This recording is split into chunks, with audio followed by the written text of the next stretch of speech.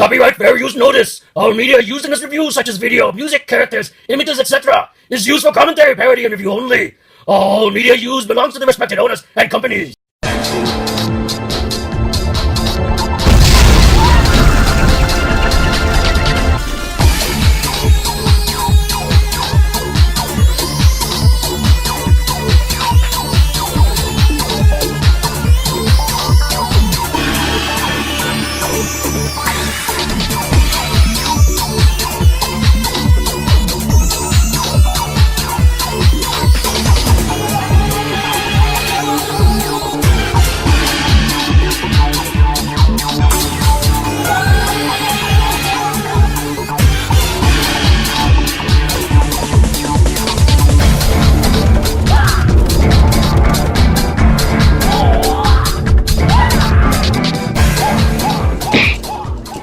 What's up, guys? Today we have a special episode of the movie Dojo where we discuss martial arts cinema and action films, and we have today a special guest, Lady Fat Blood's on the show today. And today we're going to talk about Donnie Yen a little bit, give you a little brief history. Donnie Yen was born in Hong Kong on July 27, 1963. He was raised up by his mother, Bao Sim Mark, who was also a famous martial artist in her own right. Donnie Yen trained in all kinds of styles, including Wushu Kung Fu, which he has won multiple Wushu tournaments. And he has also trained in boxing, kickboxing, Jeet Kune Do, Hapkido, Taekwondo, Muay Thai, wrestling, Brazilian Jiu-Jitsu, Wing Chun, Tai Chi, and Karate. He was discovered by legendary fight choreographer Yuen Wu Ping, known for the Matrix fame. In 1984, Donnie got his first role in Drunken Tai Chi. Later on, he became more popular with Once Upon a Time in China 2 and Iron Monkey. Donnie Yen was already known and popular, but he wasn't a superstar yet until he starred in a film that broke box office records at the time called Killzone, but in Hong Kong it was SPL, which featured one of the best fight scenes, maybe the best fight scene ever, one-on-one in an alleyway where Donnie Yen takes on this assassin with weapons. I mean, it's amazing. I mean, not only the fight choreography really good in that scene, but Donnie Yen could sometimes be a little crazy. And I watched the behind the scenes of that movie, and you can tell that there were some parts of that fight where Donnie Yen wanted to make it look real and make the fight look even more realistic than what it already is. So if you watch that fight in Killzone in that alleyway, you could see moments where he's, dodging and trying to hit Jackie Wu, who was on the other side. I heard Jackie Wu was really nervous in that fight because he was like, Donnie Yen was saying, hey, come on, just come at me, man. Don't worry about it. I'll be good. Just come at me with the knife. Come at me with the knife. And Jackie Wu was like, are you sure? And they kind of went at it for a little bit. And Donnie Yen had this police stick. I mean, that's how awesome this guy is. So surprisingly enough, Killzone was also a bit of a milestone in Hong Kong cinema in that it was basically Donnie's bringing Hong Kong and China into the 21st century and introducing the country to mixed martial arts. And by applying this MMA style to his fight choreography, he brought it to the audiences. They'd never seen anything like it before, and at first they didn't know what to make of it, but they caught on pretty quick. And a few years later, Donnie Yen finally reached superstardom. I mean, he was already popular, but now he's just like, woo! He's up there with Jet Li status now, with the movie Ip Man, loosely based off of the origin of Bruce Lee's first martial arts teacher, Yip Man, that taught Bruce Lee Wing Chun. And not only was that movie just phenomenal, the acting, the story, the music, it had amazing Wing Chun fight choreography that ended up being so popular that after the movie came out, everybody was going Ip Man crazy, and there was actually Wing Chun schools being opened up again around China, making Wing Chun popular again. So unfortunately, my first introduction to Donnie Yen was in the stinker Highlander Endgame. And a little brief history on the Highlander franchise, it went downhill quickly. And Highlander Endgame was no exception. The theatrical cut was a disaster. They had 3 subsequent cuts of that film, and in both of the cuts where he dies, because one is the same as the other, he dies horribly. As is tradition with Donnie Yen in American film, he dies a really stupid death. But he did get my attention in that he could obviously move. He could, when he fought against Adrian Paul, who is Duncan MacLeod in the film, you could definitely see that this guy had skills, and I, at the time, was not very aware of martial arts fighting at the time. I don't even believe I had been exposed to Jackie Chan yet, which that shows you how long ago this was for me. But he really caught my attention. He had a really good screen presence, both when he was fighting and when he had very little dialogue he did have, but he really got my attention.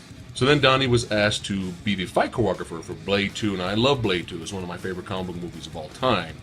But, you know, Donnie Yen's insane. His fight choreography was too wild, was too crazy, too fast, that they kind of made him kind of the second fight choreographer director. And they had another fight choreographer come in to do the fight scenes. Now, the fight scenes in Blade 2 are still really well done, but, you know, Donnie was just a little bit too fast-paced, too nuts for them. But they kind of kept him on, and they gave him a small role because he's so awesome, even though he died off camera.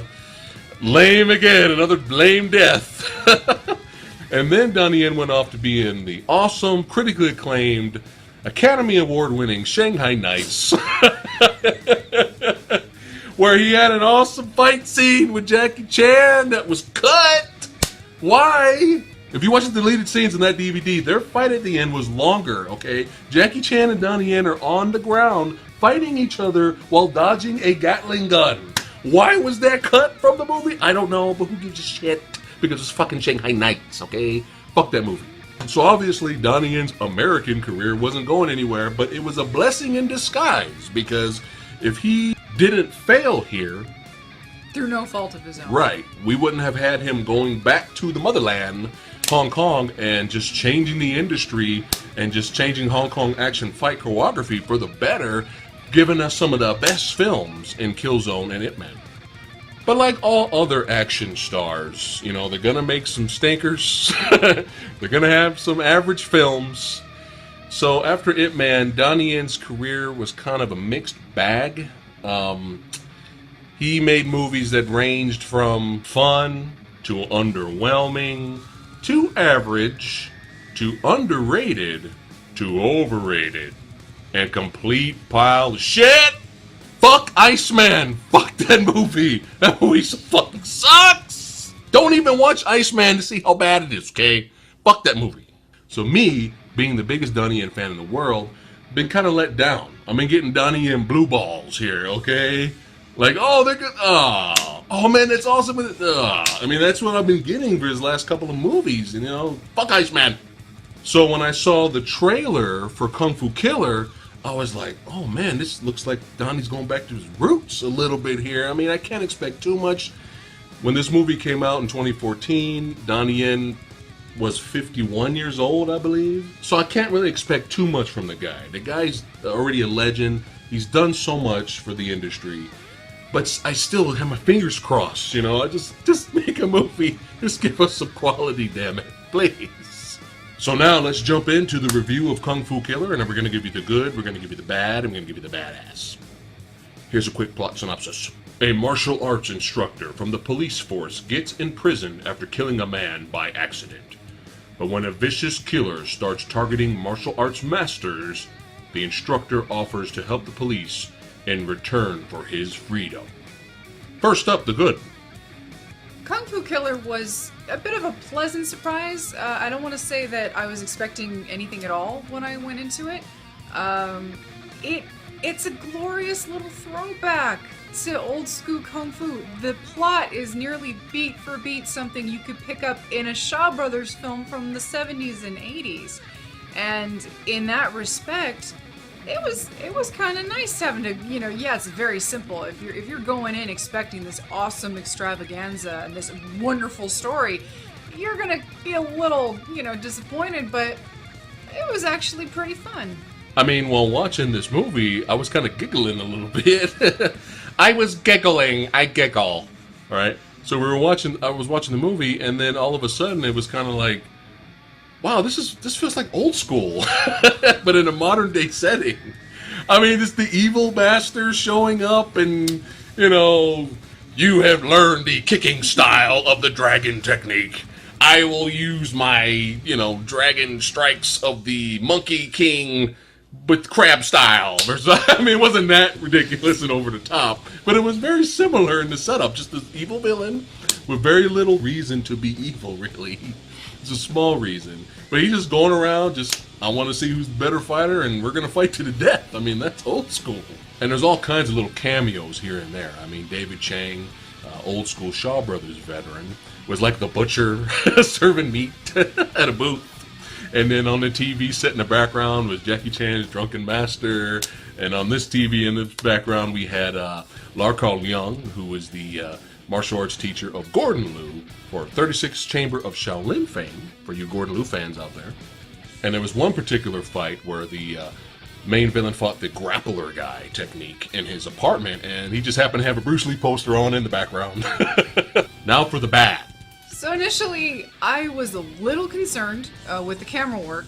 Probably for the very, very first fight, Donnie and his character deliberately starts a fight in prison to get the attention of the guards. And for a couple of seconds, I was a little scared that the cinematography was taking a little too many pages out of American cinema with shaky cam, too close, a cut for every impact that somebody might have made on someone else. I can't stand that shit. I want to see the movement. I want to see that the people who put their heart and soul into this choreography can show off what they can do. I don't need edit for edit for edit for edit. And in the second fight, there was a little bit of it, but it actually kind of corrected itself towards the end, and it wasn't as noticeable.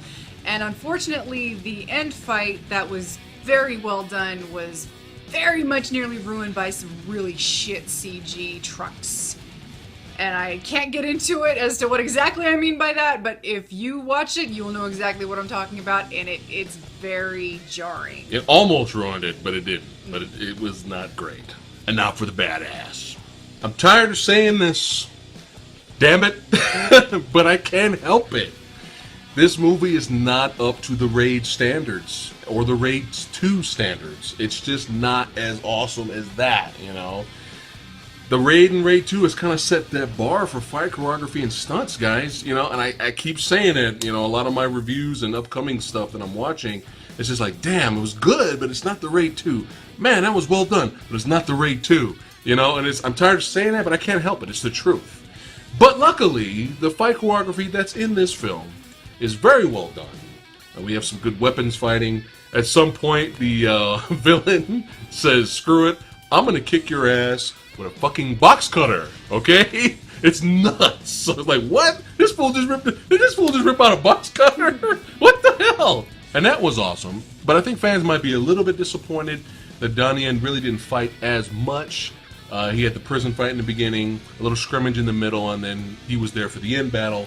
But luckily, you saved the best for last, and the ultimate throwdown between him and the main villain was very well done, very good. Not Raid 2 standards, but comes very close, and that's not too shabby for a 51-year-old man.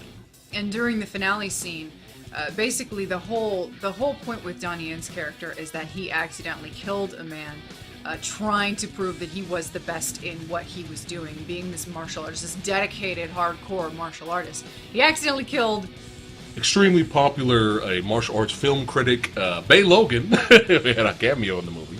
And so Donnie has this remorse about what he's done, and he's trying to make peace with it while he's serving his time in prison. And when he realizes what's going on with this crazy guy that's going around killing everyone, and they let him out, and he says, I can help you find this guy.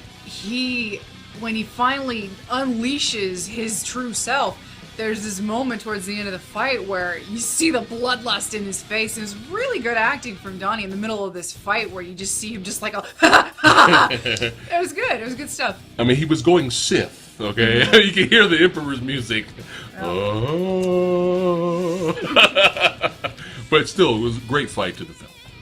So don't expect a kill zone where it's thought-provoking or a beautifully shot masterpiece like Crouching Tiger or something like that. You need to go in with this, not with the knowledge that, okay, this isn't going to be anything complicated, and the motives are going to seem a little silly.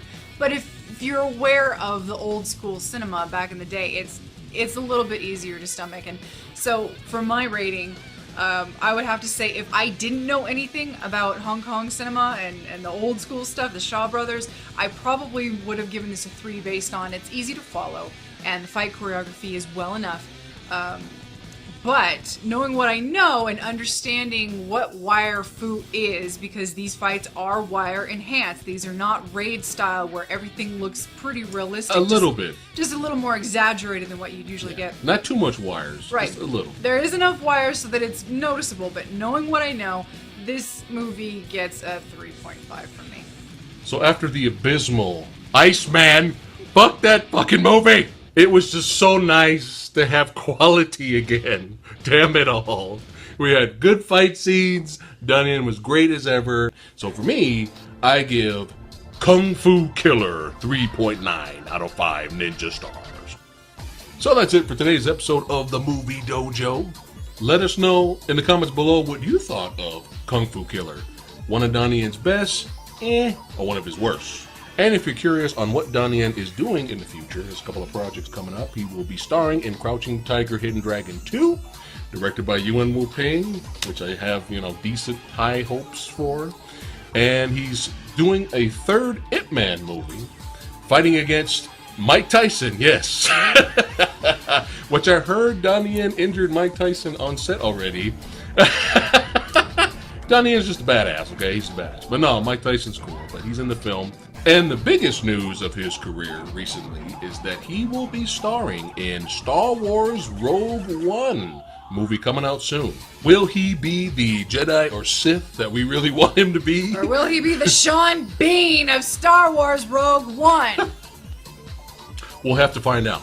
In the meantime, stay tuned for our next episode where we review the Raid films 1 and 2. See you next time.